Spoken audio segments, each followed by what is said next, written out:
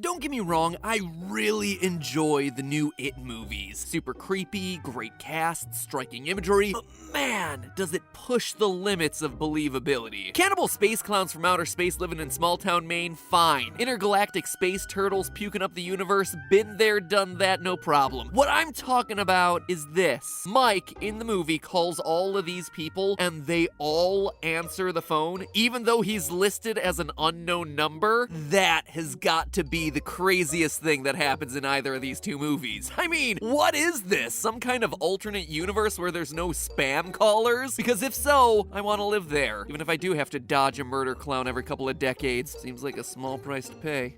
Hello, Internet! Welcome to Film Theory, where the only it to fear is it itself.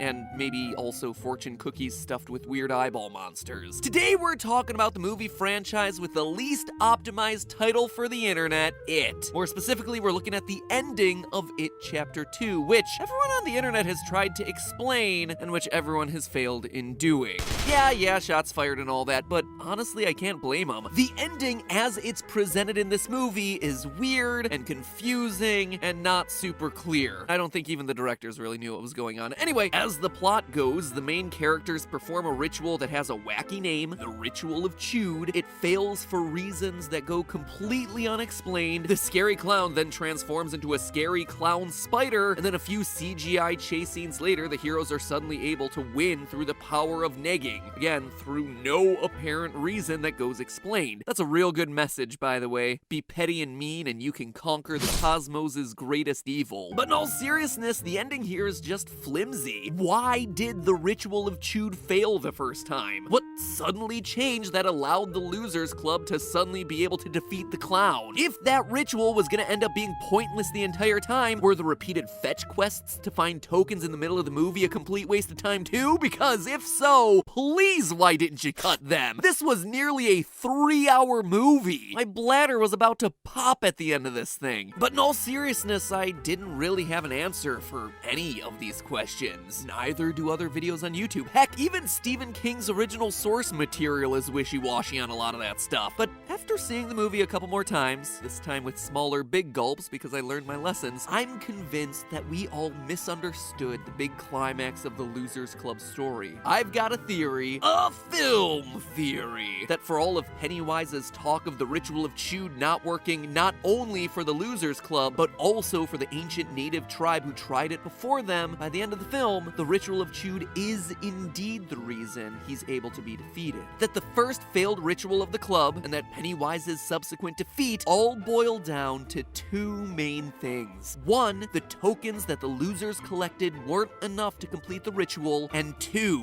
one of them didn't even bring the right token to the fight. Yeah, that's right, one of these bozos didn't even manage to snag their token in the first place. So today, let's take a moment to find out why the losers should have died, and how they accidentally found their way to defeating the universe's scariest circus freak. In case you forgot, or more reasonably just gave the Ritual of Chüd a big ol' eye roll when you saw It Chapter 2, let's briefly recap, shall we? The ritual requires each participant to bring a token of their past trauma to its underground lair. They're then meant to destroy the tokens, in the process trapping Pennywise, or more accurately his true form, the Deadlights, in an authentic tribal lantern Mike clearly purchased from Pier 1 Imports. And it's this golden ticket hunt for tokens that sets us up on our extended sequence of mid-movie fetch quests, full of naked CGI grandmas and more over-the-top jump scares than a Five Nights at Freddy's game. Eddie finds his inhaler, Richie gets an arcade token, Bill recovers his dead brother's paper boat, Mike gets the rock that they used to fight against the town bully in the first movie, Bev gets the romantic haiku that Ben wrote for her when they were kids, and Ben reveals that he's still got the yearbook page Bev signed all those years ago. The six descend into Pennywise's lair, burn those items, or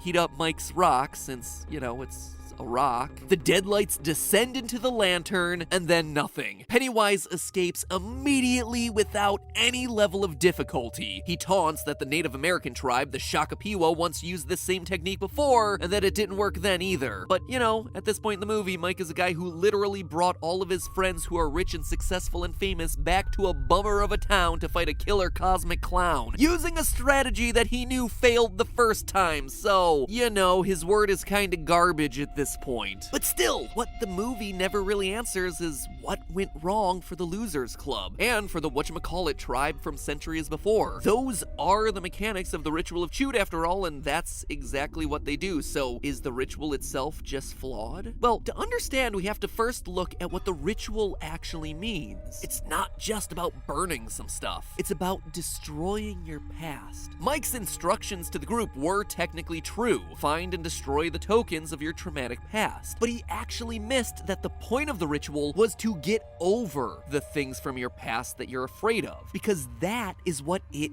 actually feeds off of. To truly destroy the things, not so much in a physical sense, but in a symbolic sense. Sure, the mechanics are physically destroying things, but to successfully perform the Ritual of Chüd, you have to destroy the trauma associated with those things. TLDR, what Mike really should have done was have the gang enroll in a lot of therapy, and then once they dealt with their issues, then come back to town to destroy the Cosmic Clown. But in all seriousness, if you look at these mid-movie fetch quests, sure, several members of the gang face some harrowing experiences to get their tokens, but do any of them actually overcome their fears in the process? Let me save you the thinking time. No, they do not. Bill is lured to a sewer by his dead brother Georgie's voice calling for help. Bill reaches in, desperately trying to rescue his brother, who again is dead. In the end, he fishes Georgie's boat out of the sewer after getting attacked by thousands of zombie baby hands. So he technically got his token, but did this experience force him to overcome the fear and guilt that he still has about Georgie's death? No. In fact, it shows the exact opposite, that he's not over Georgie's death. Despite being an adult who knows that his brother is dead, he still clings to this belief that he can somehow rescue Georgie. He's living in denial. Sure, after that encounter, he manages to rescue the token, but the token is meaningless. Let's look at another example. Bev is able to grab Ben's postcard from the hiding spot in her old home, but the apartment is still haunted, literally by her history and the history of it, but also figuratively by the specter of fathers, both Pennywise and Bev's own father. Like Bill, she doesn't actually confront her fears here. She's just confronted by a giant naked CGI woman. She literally runs for her life, running away from Pennywise, running away from that old woman, running away from her father, all of it without achieving any sort of closure on her childhood abuse. Same goes for Eddie, who faces the leper in the basement of the pharmacy, symbol of his old hypochondria. He does what he needs to do to grab his inhaler token and then immediately runs away from the shop, afraid. Richie grabs his literal token of a token from the arcade, which honestly has almost nothing to do with his secret shame of being gay, something that we're going to touch on more here in a minute. Most of his token getting takes place in flashbacks, so he's not even dealing with his fears in real time, at least until the end of the scene where he finally also runs away from Pennywise, in broad daylight, in the middle of a public park. He tells himself that Pennywise isn't real, but when he opens his eyes, nope, Pennywise is still there, meaning that the fear is still there, showing pretty clearly that Richie still has demons that he doesn't want to talk about. Even Ben and Mike, the two losers who already had their tokens, haven't really gotten over the fears that those tokens represent. Ben, whose token is the yearbook page that only Beverly signed, has literally been carrying that page with him every day of his life. Let me rephrase that. He's carrying a symbol of his loneliness and unrequited love on his person for over 20 years. Doesn't get more not over it than that. And as we see in the opening scenes of the movie, adult Ben is still a loner. Sure, he's super rich and successful, but he's at home. He's alone in his massive house, refusing to attend meetings in person. He's isolated,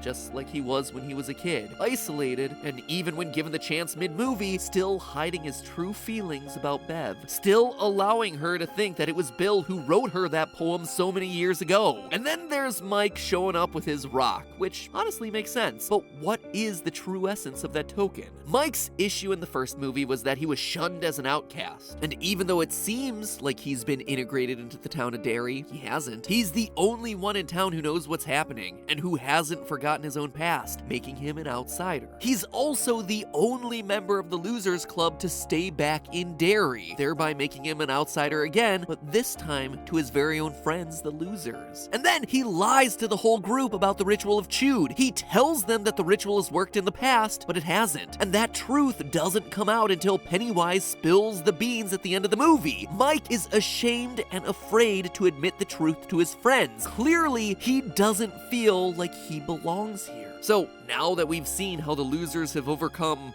practically nothing by the end of the second half of this movie, it becomes a little clearer why their token burning during the final battle isn't effective. These objects are still just that. They're objects. They're hollow. They're meaningless. So when they burn, nothing happens. And so when Pennywise pops out in all his spider clown glory, it's not a shock. The ritual doesn't work because they didn't believe. There was no substance behind what they were doing, and instead of getting rid of their problems, all they've gotten rid of are a couple of pieces of moldy paper and an old shower cap. So then how do the Losers end up winning? What changes between this moment and the end of the movie? Well, now the gang actually has to get over their issues, and they have to do it in a hurry. And that's why the entire next sequence of the movie is all about the Losers Club yet again going on secret personal missions about their past trauma. Only this time, when they're forced to confront that trauma, they get over it. For Mike, Pennywise already outed him, so as soon as he confesses to the group that he was actually lying about the Ritual of Chüd and starts being an actual team player, well, Mike's in the clear. His friends learn the truth and they didn't abandon him. Boom, his token suddenly has meaning. The others in this sequence are a bit more complicated. Ben and Bev have to go through everyone's two worst fears, getting buried alive and having to touch anything in a public restroom. Ben is finally forced to let go of that torch he's been carrying for Bev all those years to avoid being literally buried in his past, while Bev confronts herself as an adult and lets go of her adolescent trauma so she can reach out in a literal and figurative sense to make another human connection with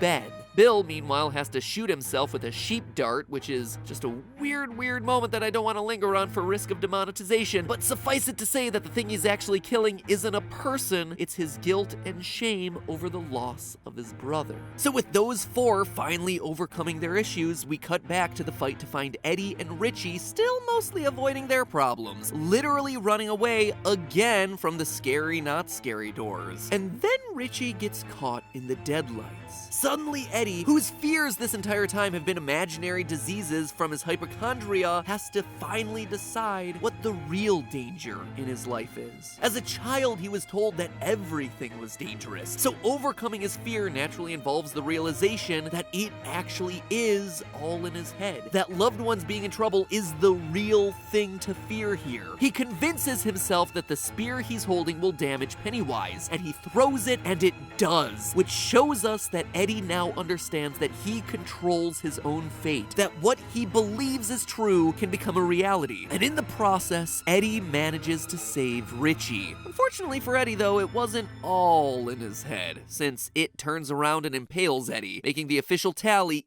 thousands, Losers Club still 0. But what Pennywise doesn't realize is that he's inadvertently sacrificed the last token on behalf of the Losers Club, because Eddie is Richie's true token. Remember when I said that we'd come back to this later? Well, Richie is the most interesting case out of all the Losers Club because not only has he not fully gotten over his fear, he's never really owned up to it in either movie in the first place. Richie's secret is that he's gay, but we're shown at the beginning of the movie that Derry is not exactly a woke environment. We see that Richie never talks about being gay. He actively hides it. He even masquerades as a straight guy in his stand-up routine. So my girlfriend caught me politely observing her friend's Facebook page. During his treasure hunt midway through the movie, he picks up a literal token from an arcade, which sure is associated with a painful memory of being bullied, but the real token of his fear isn't a thing, it's a person. When Eddie sacrifices himself for Richie down in Pennywise's caverns, Richie finally realizes how much he truly loved Eddie, and how much their friendship has mattered to both of them. The death of Eddie is surprisingly also the destruction of the last token, Richie's token.